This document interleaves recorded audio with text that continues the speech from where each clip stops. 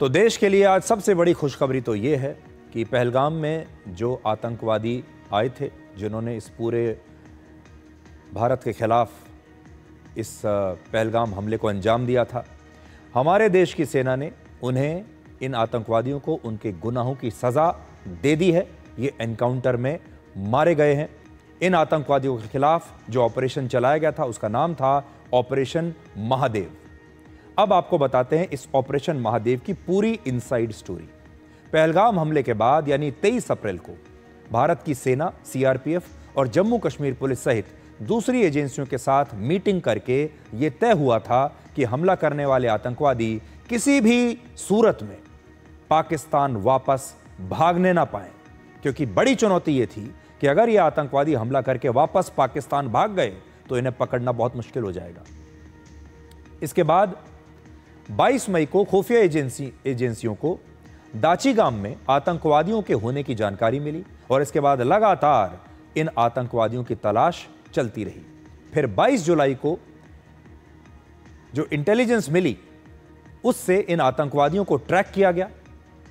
और श्रीनगर के पास Dachigam national park के जंगलों में इन आतंकवादियों का पता चल गया। इसके बाद सेना, सीआरपीएफ और जम्मू कश्मीर पुलिस ने मिलकर ऑपरेशन महादेव के जरिए लश्कर-ए-तैयबा के इस कमांडर, जिसका नाम है सुलेमान, इसके साथ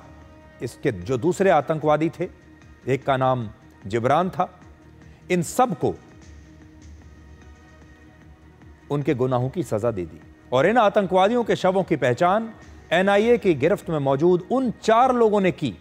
जिन्होंने पहलगाम हमले से पहले इन्हीं आतंकवादियों के रहने ठहरने का इंतजाम किया था, खाने पीने का इंतजाम किया था। तो इन लोगों को पहले ही पकड़ लिया गया था